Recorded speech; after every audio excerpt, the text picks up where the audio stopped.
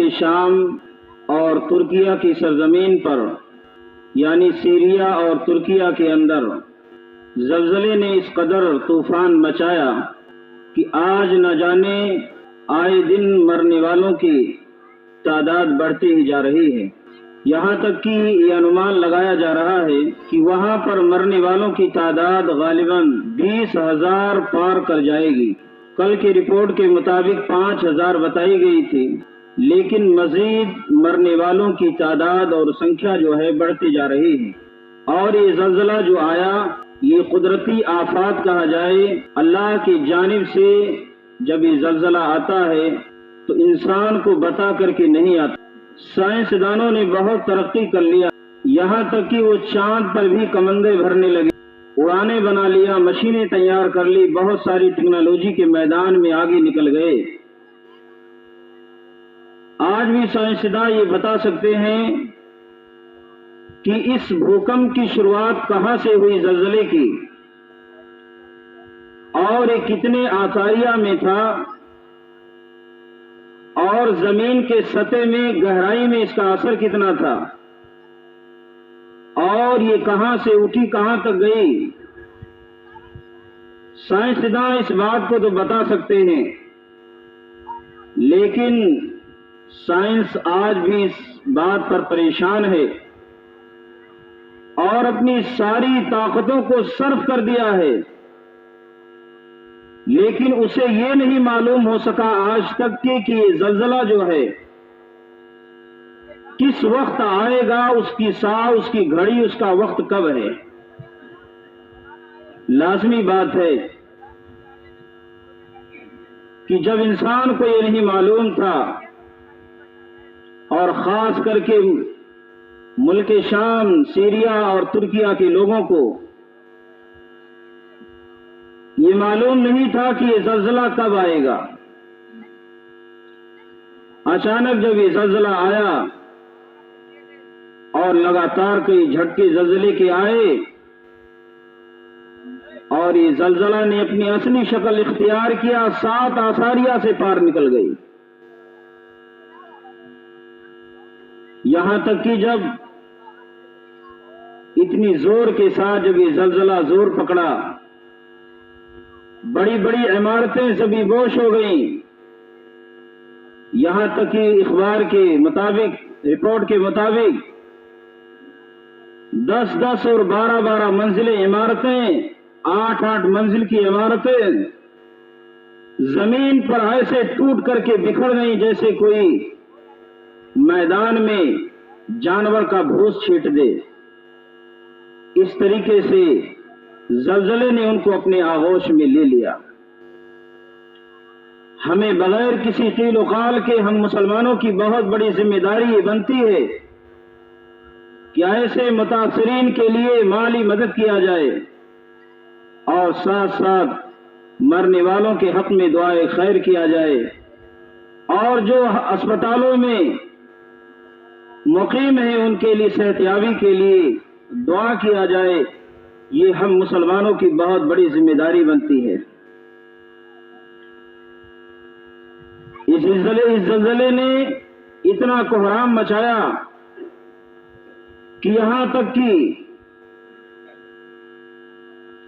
بہت ساری ماؤں نے اپنے بچے کو جنم دے دیا، ان کے بچے ساخت ہو گئے، بہت سے لوگوں کے گھر اجڑ گئے، کوئی اپنی بیٹی کو تلاش کر رہا ہے، کوئی اپنے بھائی کو تلاش کر رہا ہے، کوئی زار و خطار رو رہا ہے، کوئی ملبے کے نیچے سے نکالا جا رہا ہے۔ مختلف انداز سے آئی خبریں دنیا کے مسلمانوں کے رونگٹے رونگٹے کھڑی کر رہی ہے۔ وہیں پر ہم مسلمانوں کی ذمہ داری بنتی ہے کہ ہم یہ سمجھیں کہ آخر اللہ رب العالمین جب کسی قوم پر،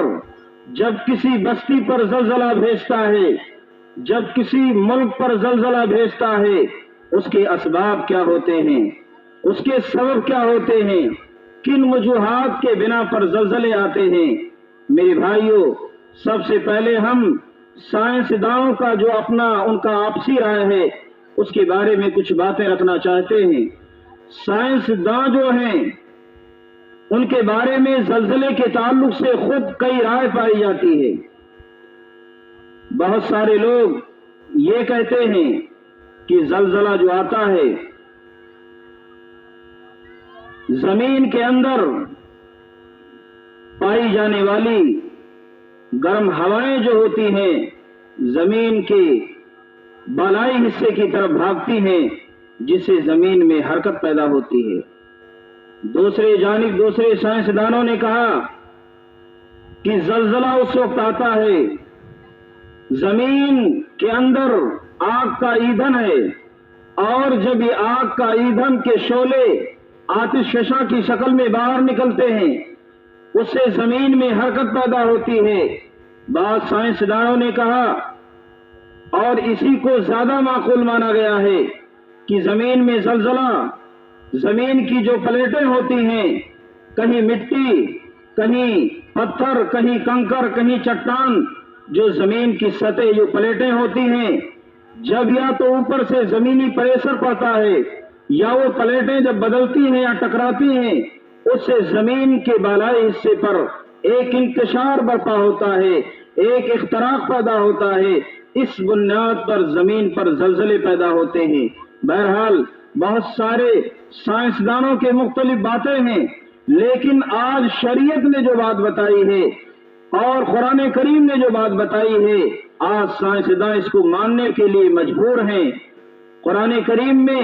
اور اللہ کے نبی صلی اللہ علیہ وسلم کے فرمان کے مطابق زلزلے کیوں آتے ہیں، بھوکمپ کیوں آتے ہیں، اس کے کیا وجوہات ہیں، ہمیں جاننا ہمارے لیے بہت ضروری ہے۔ آپ جانتے ہیں قرآن کریم میں اللہ رب العالمین نے سورۃ الاعراف کے اندر 91 اور 92 آیت کے اندر شعیب علیہ السلام کا نقشہ کھینچا ہے۔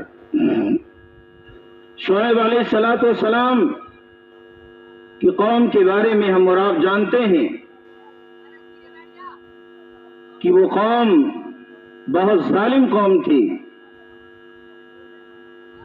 اور ہر انسانوں کی اکثریت بھی اسی بات کو چاہتا ہے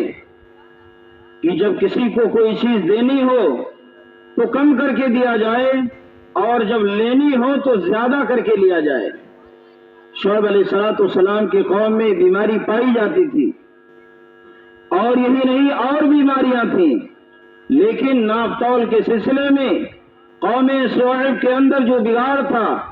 ان کے اندر جو خرابیاں تھیں، اللہ رب العالمین نے ان خرابیوں کے پاداش میں ان کے اوپر زلزلہ جب بھیجا تھا، قرآن کریم نے اس کا نقشہ کھینچا ہے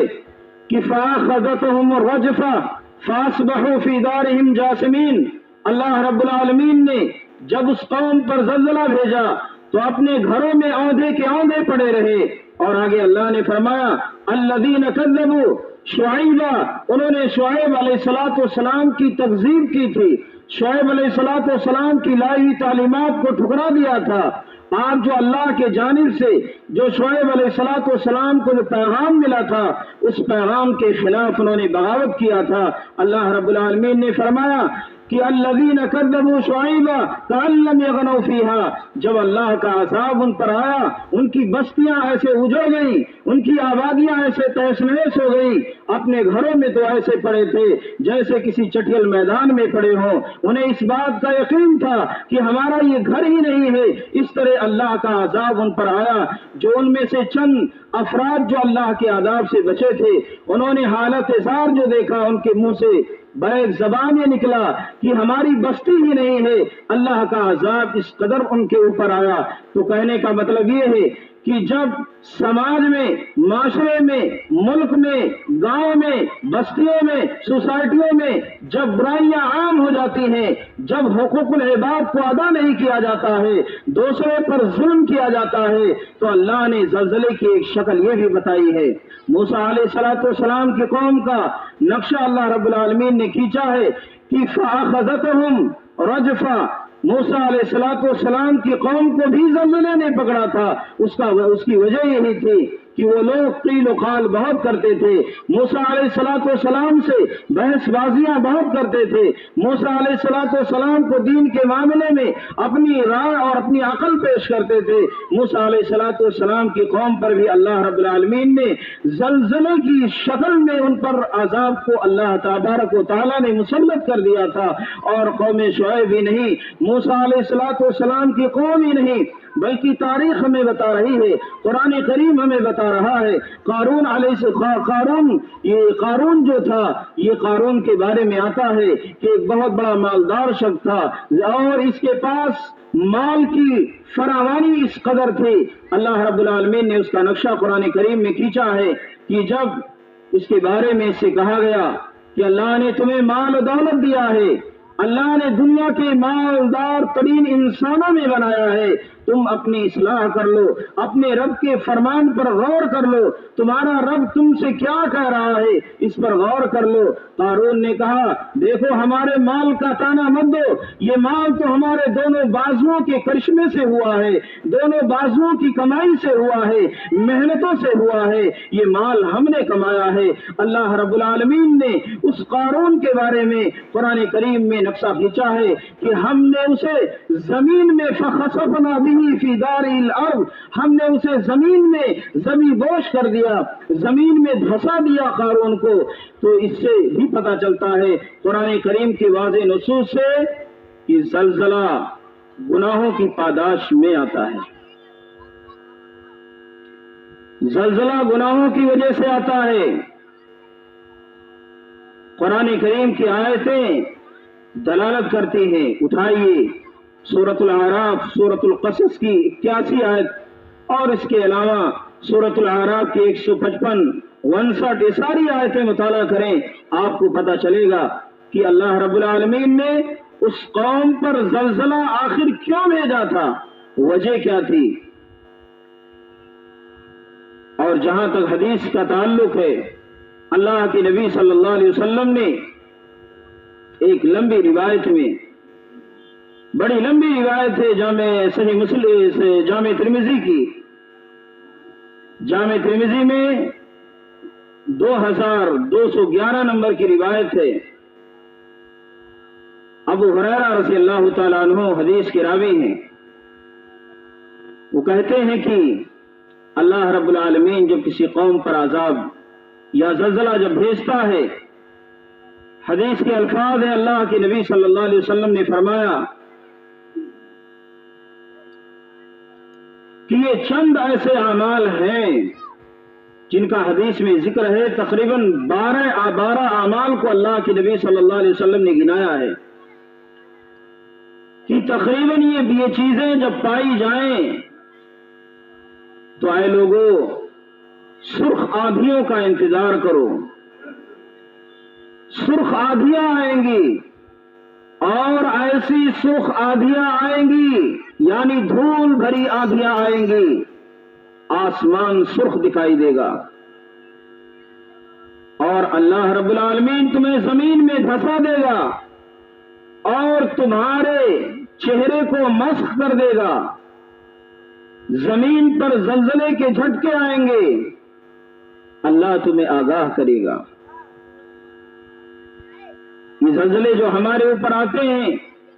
ہمیں پیغام دے کر جاتے ہیں کہ لوگوں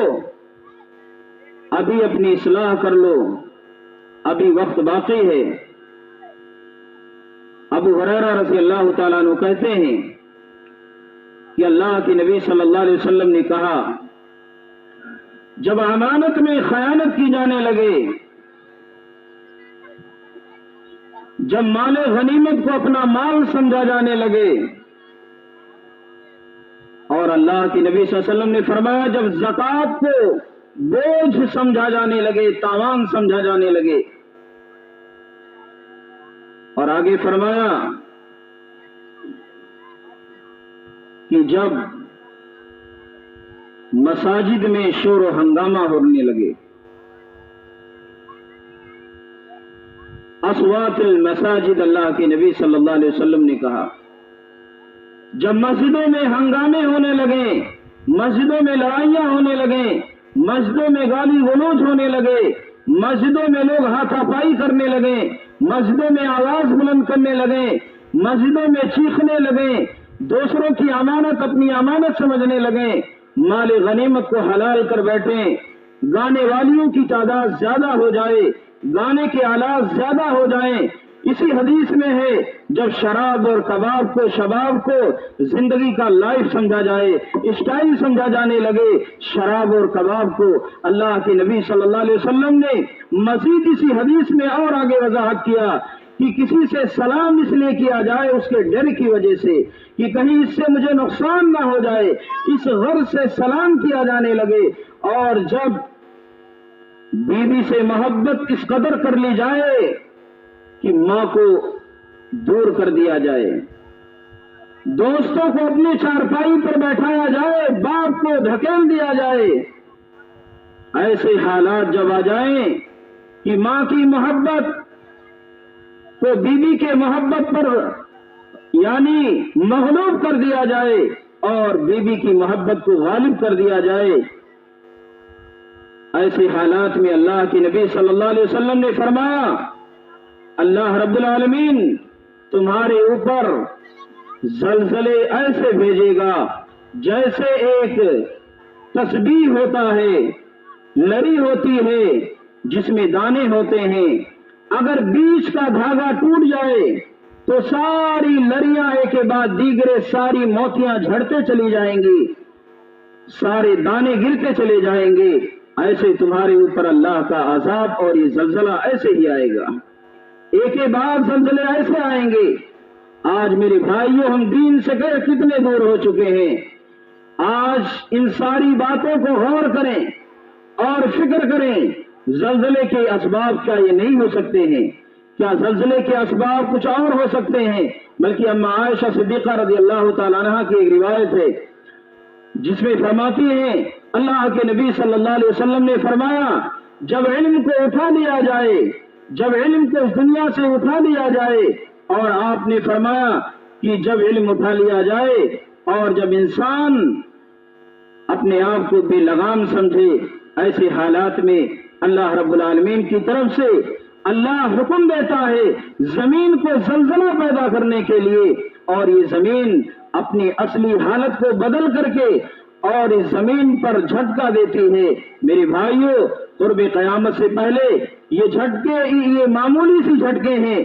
زمین کے ایک سطح پر یہ جھٹکے ہوتے ہیں، پوری دنیا کانپ جاتی ہے۔ وہ عالم کیا ہوگا؟ اذا زلزلت الارض زلزالها واخرجت الارض اثقالها وقال الانسان ما لها، انسان تو بالکل بے عقل ہو جائے گا، کہے گا وہ کیا ہے، معاملہ کیا ہوا ہے۔ یہ قیامت کے دن کا حال ہوگا جب اس زمین کو پوری طرح سے پکڑ کر کے جھنجھوڑ دی جائے گی، ایسے عالم میں انسان کا کیا حال ہوگا۔ میرے بھائیوں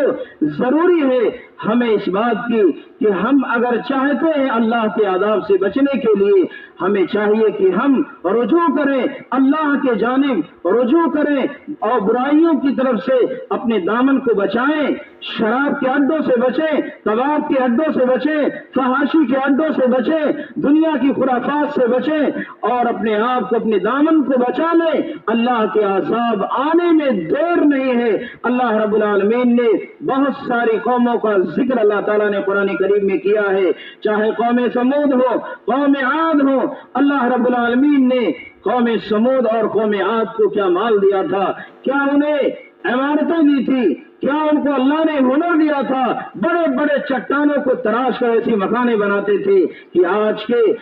کے انجینئر بھی ہوش باختہ ہو جاتے ہیں کہ ایسی مکانات کیسے بنائی گئی، ایسی بلڈنگیں کیسے کھڑی کی گئی۔ اللہ نے ان کو ہنر دیا تھا، مکانات کو تراش کر ایسی شکل، ایسی ڈیزائن دے کے بناتے تھے، لیکن جب انہوں نے اپنے رب سے بغاوت کیا، اپنے خواہش کے پیچھے پڑ گئے اور اپنے منمانی کرنے لگے اور اللہ اس کے رسول کی تعلیمات سے اپنے آپ کو انحراف ہونے لگے، ایسی شکل میں اللہ نے ان پر عذاب مہین بھیجا، دردناک عذاب بھیجا، جس میں کراہ ہوتی ہے، جس میں تکلیف ہوتی ہے، جس میں مصیبت ہوتی ہے، اور ایسی آندھی اللہ نے بھیجا، ایسی آندھی اللہ نے بھیجا قوم عاد اور سمود پر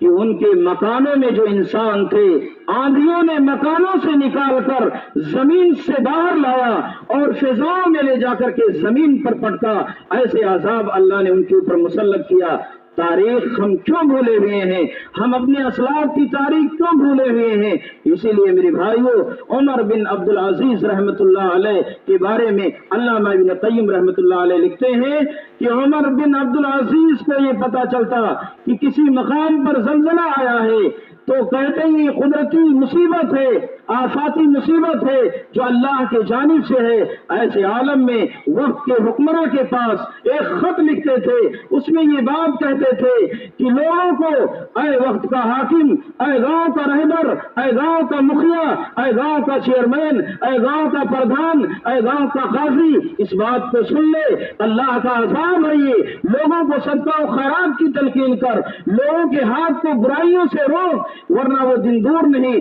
اللہ کا عذاب اس پر بھی آ جائے، اس پر بھی اللہ کا عذاب مسلط ہو جائے۔ یہ زلزلے اللہ کی طرف سے عذاب ہیں۔ یہ بات عمر بن عبد العزیز وقت کے حکمرانوں کے پاس یہ خط لکھا کرتے تھے۔ لہذا میرے بھائیوں، ضرورت اس بات کی ہے قرآن کا مطالعہ کریں، قرآن کا ترجمہ پڑھیں، اللہ کے نبی صلی اللہ علیہ وسلم کی حدیث کا مطالعہ کریں، بہت ساری باتیں ہمارے سامنے آ جائیں گی۔ ہم نے ابھی حالیہ میں دیکھ لیا، کچھ دن ہی بیچتے ہیں،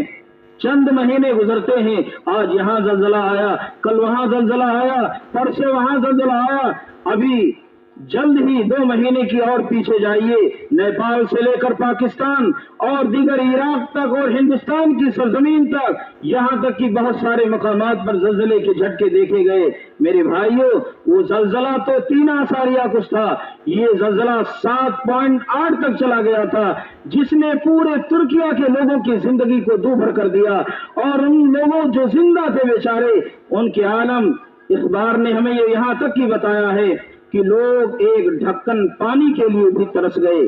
ایک قطرہ پانی کے لیے بھی ترس گئے،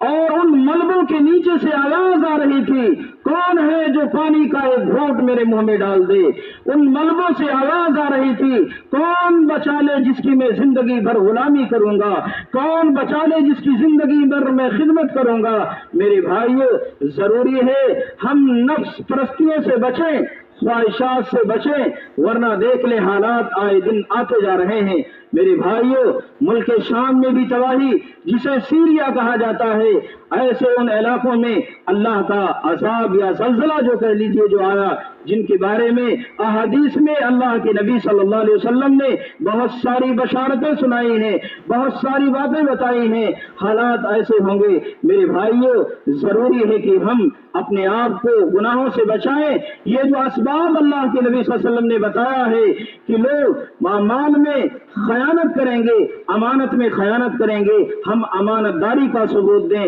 اور مال غنیمت کے بارے میں کہا لوگ اپنا مال سمجھیں گے۔ اللہ کے نبی نے فرمایا زکات دینے کی بات آئے گی، منہوں کو پھلائیں گے، بھویں کھڑی کریں گے، ناک کو ناک ٹیڑھی کریں گے، زکات دینے کے لیے تیار نہیں ہوں گے، بوجھ سمجھیں گے۔ آج حالات یہی ہے، اگر کوئی مدرسے کا یا کسی جگہ کا کوئی بھی شخص چندے کے لیے آ جاتا ہے، ہم مسلمان ہیں، ہمارے اندر ایک اضطرابی کیفیت مبتلا ہو جاتی ہے۔ ہمیں تو اللہ کا شکر ادا کرنا چاہیے کہ جو آج چل کر ہمارے پاس آ رہے ہیں، اللہ کے دین کو پھیلانے کے لیے ہمارے پاس چل کر آ رہے ہیں، ہم سے چندہ لے رہے ہیں، یہ اتنی بڑی چیز کیا ہے کہ اپنے گھروں سے چھوڑ کر سفر کی دقتوں کو برداشت کر کے آج ہمارے چند پیسوں کے لیے ہمارے پاس تشریف لا رہے ہیں۔ اس پر ہمیں اللہ کا شکر ادا کرنا چاہیے۔ میرے بھائیوں، یہی نہیں بلکہ اس حدیث میں جو بات اللہ کے نبی صلی اللہ علیہ وسلم نے بتائی ہے، ہمیں چاہیے بیوی سے محبت کا انداز الگ ہونا چاہیے، ماں سے محبت کا انداز الگ ہونا چاہیے، لیکن بیویوں کی محبت کو ماں کی محبت پر غالب نہیں کرنا چاہیے۔ ماں ماں ہوتی ہے، ماں کی محبت بھاری ہے بیوی کی محبت پر، باپ کی محبت بھاری ہے دوست کی محبت پر۔ اللہ کے نبی نے فرمایا دوستوں کو قریب کر لیا جائے، باپ کو دور کر دیا جائے، اور آپ صلی اللہ علیہ وسلم نے فرمایا لوگ گانے بجانے میں لگ جائیں۔ آج گھر گھر دیکھیے نوجوانوں کا کیا حال ہے۔ میرے بھائیو، پوری کی پوری رات ناچ گانوں میں لگے رہتے ہیں، सोशल मीडिया का जमाना है, पूरी रात लगे रहते हैं, यहाँ तक कि मोबाइल देखते देखते जानवरों की तरह हरकत करने लगते हैं। पता ये चलता है कि मौलवी साहब को बुलाओ, दम करने के लिए कोई बात हो गई है। ये हालात होते हैं आज हमारे नौजवान की। मेरे भाइयों, हमें तो चाहिए इन हालात को छोड़ें, इन गाने बजाने को छोड़ें, इन अय्याशियों के अड्डों को छोड़ें, शराब व कबाब में जो लथपथ हैं, इन बुराइयों के अड्डों से उठें। अल्लाह की मार कब आ जाए, किस घड़ी आ जाए, किस जगह हम पड़े रहें, कोई पता नहीं है। मेरे भाइयों, ये ना समझें मेरी जिंदगी है तो है, मेरा स्टेटस है तो है, मैं अभी हूँ, गया कहाँ हूँ, मुझे कुछ नहीं हुआ है, अभी जवान हूँ, उमंगे हैं, जो मन आए मर्जी कर लो। मेरे भाइयों, ऐसे अफाल से तौबा कीजिए। जब अल्लाह का अज़ाब आता है, न बूढ़ों को छोड़ता, न जवानों को छोड़ता, न बच्चों को छोड़ता, न ख़वातीन को छोड़ता, न मकानात को छोड़ता, न रुपयों को छोड़ता, न पैसों को छोड़ता, न मुख्तलिफ जो हमारी सोच और फिक्र होती है, सब के सब जमी बोश हो जाती है। मेरे भाइयों, आखिर में खुलासे कलाम ये है कि हम अपने उन भाइयों के लिए दुआए खैर करें और जिससे जो हो सके उनके लिए ताउन की भी हमारी जिम्मेदारी है। जो मुतासरीन हैं, जिन पर इतनी बड़ी कहर नाजिल हुई है, हम उनके लिए, मुतासरीन के लिए माली तौर पर मदद करें और ज्यादा से ज्यादा उनके लिए मग़फ़िरत की दुआ करें। जो इस दुनिया से चले गए, जिनकी तादाद बढ़ती जा रही है, उनके लिए, जो हॉस्पिटलों में, अस्पतालों में जो एडमिट हैं, उनके लिए अल्लाह से दुआ करें, अल्लाह उन्हें सेहताबी अता फरमाए। जो यतीम हो गए, जो बेवा हो गई, जो लाचार हो गए, अल्लाह तो उनकी हिफाजत करने वाला है। अल्लाह हमें बुराइयों से बचाए, बदअमालियों से बचाए, खबासतों से